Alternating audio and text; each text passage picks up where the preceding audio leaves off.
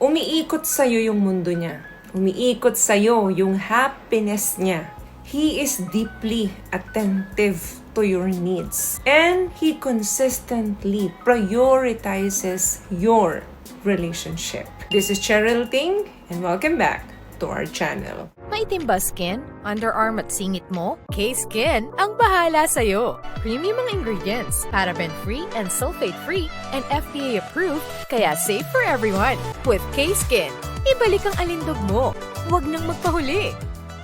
Sabi niya dito, Ma'am, paano malalaman kung obsessed sa akin ang husband ko? Alam niyo po, kapag sinabi kasi nating obsessed, dalawang klase yan. Isang healthy obsessed at isang unhealthy. Hindi ko kasi alam kung ano yung concern mo. Para kasing kulang yung tanong mo. So better siguro unahin natin yung behavior kapag ang isang lalaki ay healthy na obsessed sa'yo. Meaning, nakakabuti ito. Kapag healthy po na obsessed ang partner ninyo sa inyo, nandoon ang devotion and love. Of course, number one, gumagawa siya lagi ng oras para sa'yo. Siya yung madalas nag-i-initiate ng oras para sa'yo, magde-date kayo, lalabas kayo. Lagi siyang nag-i-initiate ng quality time for you. At natural na sinasama niya yun sa daily life niya. Number 2, madalas niyang naaalala kahit na maliliit na bagay. Kunyari, may sinabi ka sa kanya na kailangan mo mga ganitong bagay. Coffee in the morning, meron ka mga snacks na favorite mo. Kahit na hindi mo i-ask or hingiin sa kanya yon,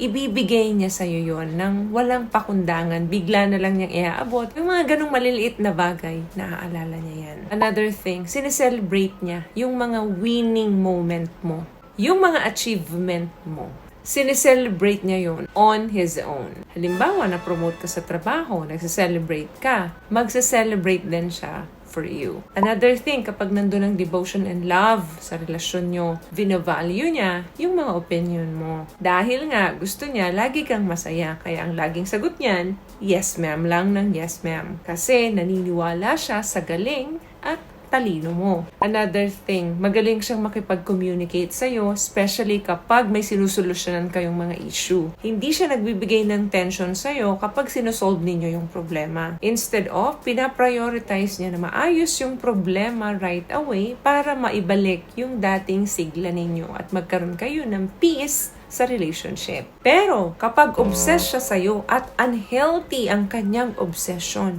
eto naman yung mga mapapansin mo sa kanya. Dito, pag ganitong klaseng obsessions, mag-ingat kayo. What I love about this product, itong No More Dark Secret ng K-Skin, bukod sa may advanced whitening na siya na kung saan pwede niyang matulungan na pumuti yung mga singit-singit mo, moisturizing, meron siyang anti-irritation, antibacterial, maintain healthy pH level. Hindi lang pambabae, meron din po tayong pang-lalaki. Number 1, ina-isolate ka niya. Meaning to say, dini-discourage ka niya na mag-spend ka ng time with your friends, your family, kasi masyado siyang nagde-demand sa attention mo. Sa madaling salita, gusto niya sa kanya ka lang. Another thing, kapag unhealthy ang pagka-obsess sa'yo, ini-ignore niya yung boundaries mo. Ano yung ginagawa niya sa'yo? Constantly tinatrack niya kung nasaan ka, pinapakialaman niya yung telepono mo, kailangan alam niya lahat ng whereabouts mo, your location, your phones, lahat. Basta, kailangan alam niya.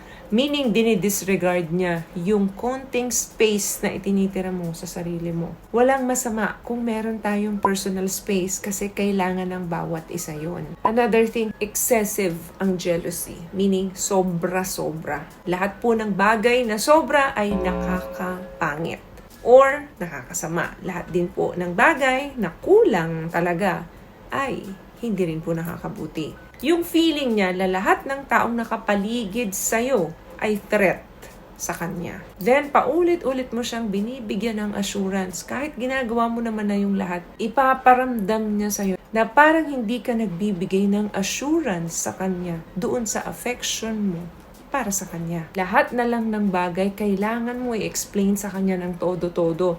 Lahat na lang ng tao na nakapaligid sa'yo, pinagseselosan niya. It's very important na maihambing mo or maikumpara mo between passionate, loving, devotion, doon sa toxic or suffocating overprotectiveness ng pagkikare sa'yo ng isang partner. So, kinakailangan na alam natin kung ano ang pagkakaiba ng dalawang yan. Unhealthy and healthy obsession.